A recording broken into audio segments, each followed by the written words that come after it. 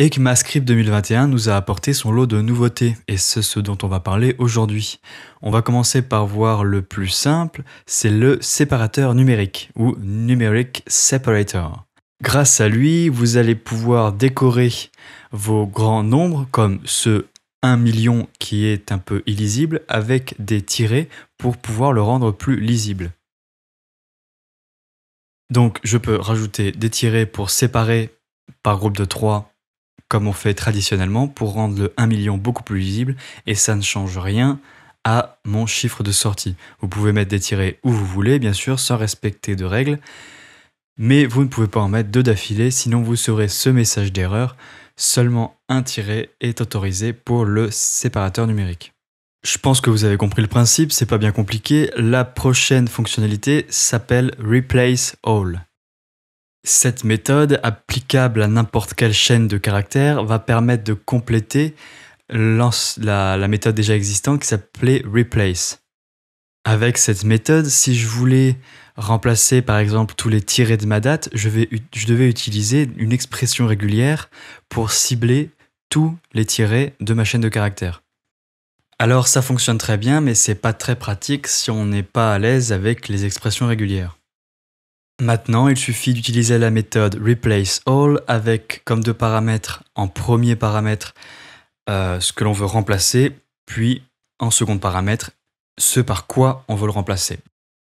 Ça marchera tout aussi bien que l'expression régulière, mais ça sera un peu plus instinctif. Prochaine méthode, promise.any. J'ai fait une vidéo sur les promesses, si vous ne savez pas trop ce que c'est, n'hésitez pas à aller faire un tour. Donc je vais créer 3 nouvelles promesses qui vont se résoudre de manière aléatoire entre 0 et 5 secondes. Je vais mettre ces 3 promesses dans un tableau et c'est sur ce tableau que je vais pouvoir appliquer ma méthode promise.any, comme j'appliquerai par exemple promise.all. Promise.any va se résoudre grâce au point zen dès qu'une de mes promesses de mon tableau sera résolue. À la première résolue, l'ensemble du tableau s'arrêtera et il n'attendra pas pour les autres. Si je peux faire l'expérience d'ailleurs, si je rafraîchis ma page plusieurs fois, à chaque fois il va attendre et une de mes 3 promesses, une différente, la 1 ou 2 ou 3, va se résoudre. Si je fais la comparaison avec promise.all, il attendra la résolution des 3 promesses et me renverra un tableau. Promise.any va également m'envoyer un message d'erreur si aucune des promesses que je lui donne ne se résout. Il renvoie un message positif. Donc si je remplace toutes mes promesses par des reject, j'aurai au bout des quelques secondes aléatoires un message d'erreur, aggregate error, me précisant qu'aucune promesse n'a été résolue. Ensuite, on va voir les nouveaux opérateurs d'affectation. Ces nouveaux opérateurs vont combiner les opérateurs logiques avec les opérateurs d'affectation, l'opérateur égal. Par exemple, si j'ai une variable a qui est false ou falsy, qui peut être 0 ou empty, je peux lui assigner une valeur grâce à l'opérateur ou. A égale A ou 3. L'opérateur ou me renvoyant la première valeur truthy, il me renverra donc 3. Et si je change la valeur initiale de A sur true, il me renverra true. L'opérateur ou permet de vérifier que la valeur A soit truthy ou falsy, qu'elle soit vraie ou fausse. Si elle est vraie, garde la valeur, si elle est fausse, change de valeur. Donc on va pouvoir utiliser le nouvel opérateur pour améliorer cette syntaxe avec le ou égal. Cet opérateur fonctionnera de la même manière. Si A n'a pas de valeur, assigne-lui 3. L'opérateur ou égal va fonctionner de la même manière, mais dans l'autre sens. Donc je vais un peu moins m'étendre sur celui-là, parce que vous allez vite comprendre le principe. Si B est vrai, alors B égale 3. Et on peut contracter encore une fois cette syntaxe grâce à ECMAScript 2021 avec et égale. Le dernier opérateur d'assignation qu'on verra ressemble énormément au premier, sauf qu'il ne fonctionne pas avec toutes les valeurs falsy ou totalement false, mais seulement avec null ou undefined.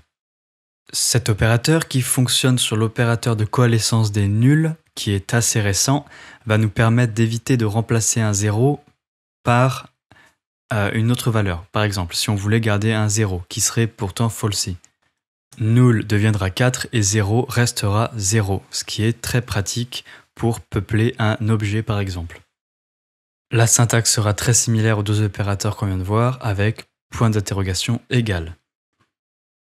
La dernière nouveauté qu'on verra aujourd'hui, c'est la capacité à rendre les méthodes et les propriétés de classe privées. Pour l'instant, toutes les propriétés, toutes les méthodes créées au sein d'une classe sont accessibles à chaque instantiation de cette classe. Si je crée une classe user avec la méthode changeName, à la création d'un nouvel utilisateur grâce à l'opérateur new, j'aurai accès ensuite sur ce nouvel utilisateur. Grâce à l'héritage prototypal, j'aurai accès donc à ma méthode changeName. Si je veux rendre cette méthode privée et seulement accessible à l'intérieur de la classe, je pourrais utiliser maintenant un dièse.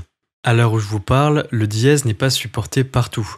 Il est encore au stade expérimental. Alors vérifiez bien l'avancement de cette spécification avant de vous en servir.